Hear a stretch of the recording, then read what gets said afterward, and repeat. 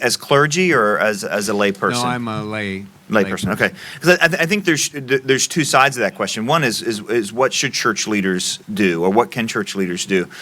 One of the great things that church leaders can do, and I think in terms of lay instructors, Sunday school teachers, or certainly from the top of the church, is to recognize vocation and calling.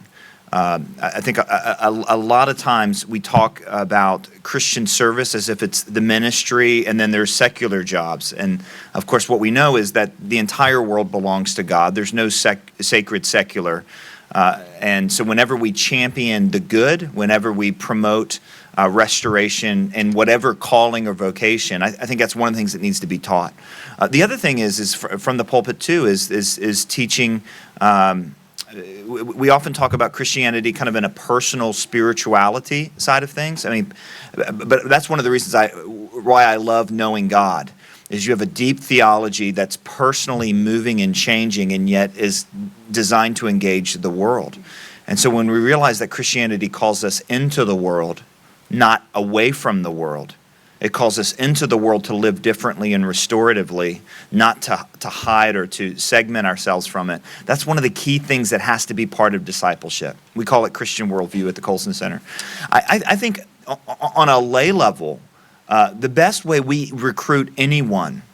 So let me put it in this context. When we're doing surveys about how effective our organization is to another, in making a difference, what we're told is that if you rate something on the scale of 1 to 10, you ignore the 1 and 2s because they're the haters, and you ignore the 9 and you ignore the 9 and 10s because they're going to be your champions no matter what on a verbal basis, right? It's the muddle in the middle that you want to move, and I think the church has a lot of muddle in the middle, right?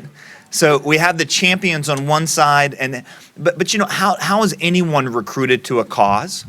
They're recruited by being personally invited, somebody putting their arm around them and walking them into an experience, right? So I think creating an on-ramp of experience where someone can join. You know what? Come with me. Let's just go full diapers at the Pregnancy Resource Center. You know what? Come with me.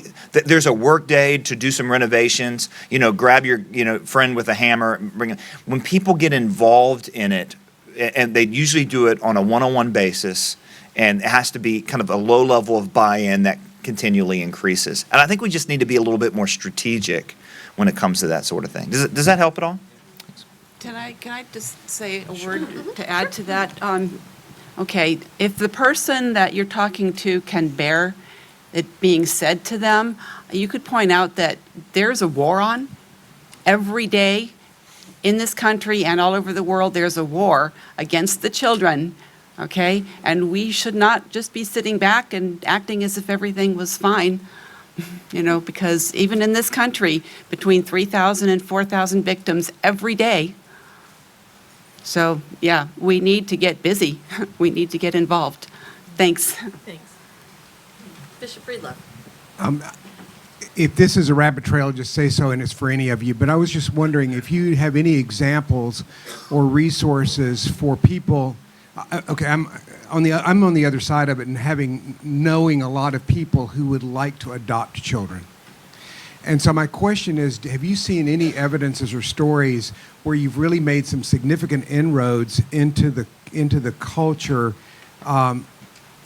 Into cultural groups or into culture situations to create a favorable reception for people keeping their children to put them up for adoption.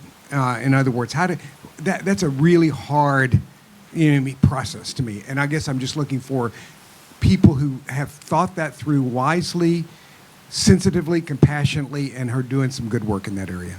I'll just answer that.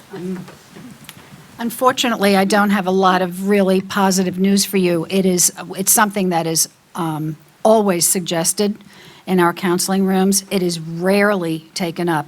In fact, I actually heard a woman say once, "I would rather abort my baby than place it for adoption." It's appalling, but unfortunately, it's true.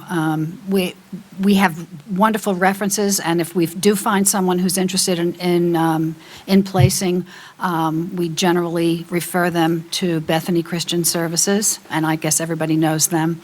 But unfortunately, it's a rarity. I would add, I know I'm not a speaker, but I would add from Anglicans for Life's perspective, what we encourage folks to do in the church is to honor the courage of the young girls and the young women who have placed their children, recognizing them and allowing them to tell their story. We need to get positive adoption stories out. And being able to, on Mother's Day, honor a mother who has placed her child for adoption, letting her share her testimony. It sends a message to our young people that adoption is a better option and our church will support you in it. So, And I don't have any specific resources other than what Georgette just said, I think is so utterly important. Because again, it's not always through argument, it's through the imagination. And when people hear giving up for adoption, they often hear abandonment. And, we have, Oliver Twist and these stories, we had these stories that from another time, another place. I think magnificent inroads have been made to change, if I can say, the brand of adoption. But I would encourage all of us, too, as we're having conversations with other people we know have adopted, we have to make sure we have our language in check, right? When we say, well, how many are yours? Well, all of them are, right? These sorts of everyday language things capture the imagination in one way or the other. Let's be very careful to honor adoption. By the way, is there a better example of what God has done to us as sinners in adoption? This should be celebrated, shouldn't it? And the courage on both sides of the issue. So I think once we change the cultural branding of it, I think we'll see a lot of progress made. And it's going to be slow and incremental. okay. Allie, we have a question back there? Oh, we have a question right there. All right, so. She was first. Hello, thank you guys so much. My question is for all of you. What do you think is next for the pro-life movement in terms of unique movement towards the future? Anglicans for life. Yeah, that's right. The annihilation of Roe versus Wade. Yeah, I think she's right. I think the incremental legislative victories are really astounding. I think it's just an exciting time. In the last, was it 2 months, we've had Nancy Pelosi get in a fight with NARAL and Bernie Sanders get in a fight with Planned Parenthood. Have you guys saw this? No. Yes. It's fantastic. Hey, can I say that? Is that too political? Is that okay? This is amazing stuff. So there's a lot of chaos, I think, happening. Good chaos in the other side. Nancy Pelosi came out and said, well, abortion shouldn't be used as birth control. And the president of NARAL said, well, wait a minute. Yes, it is. It was just, so there's cracks in this. And I think it's going to be exciting to watch the things fall. I'm really positive and hopeful about this movement. Yeah.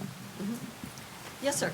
Would you say a little bit more about Bethany Christian Services? You said we probably all know that. I actually don't, and there may be others that don't as well. I know they're in this space, but I don't know exactly what they do, and specifically around adoption. Okay. Bethany Christian Services is the foremost in adoption groups, and you can learn a lot about them on their website. The information in your packet, the additional information contains their website. I understand that there's somebody here, Scott Bailey? Oh, there you go. Scott has had a personal experience with Bethany, so it might be neat that at lunch or something you could, do you want to say a word or two now in terms of what? Sure. Yeah, Stand up. my wife and I adopted a little girl who was 3 years old in February. And we actually worked through the classes and all with Bethany. And then by a miracle of God, we had this little girl via California who came to us outside of the Bethany loop. But Bethany is a wonderful Christian organization to work with. One of the things that they did, they have mandatory parenting classes for prospective adoptive parents, and it was wonderful. And I had to be honest. I live north of Baltimore. These were down in Anne Arundel County, south of Baltimore, at 5:30 in the evening, and I was about excited about going to the classes at the time as having a root canal, just in terms of the traffic issues and all. They were wonderful. And one of the things they did, they brought in both parents who had adopted and were 15 to 20 years out now and shared their story. They also brought in several women who had, and one of the things they do with language, instead of putting a baby up for adoption, they talk much more positively with birth parents about creating an adoption plan, which I think is a much more positive way to present things from the birth mother or birth parent's perspective. But they brought in women who had created adoption plans like 15 to 20 years previously, who shared their story, and even adoptions that were at some level open, and sharing how that relationship had developed. And it was just a really eye-opening experience. The other thing they had us do as one of the exercises was to write a letter to a theoretical adoptive child that we were going to be adopting from the perspective of the birth mother or birth father, just to help us kind of put ourselves in that person's shoes. But just a wonderful Christian organization. They have a presence in most of the states around the country. So I would encourage you to go to the website and learn more about them. They really are at the forefront and are distinctly Christian in their approach. Well, thank you all. We need to cut this time short now because we want to give you all a few minutes to have a break.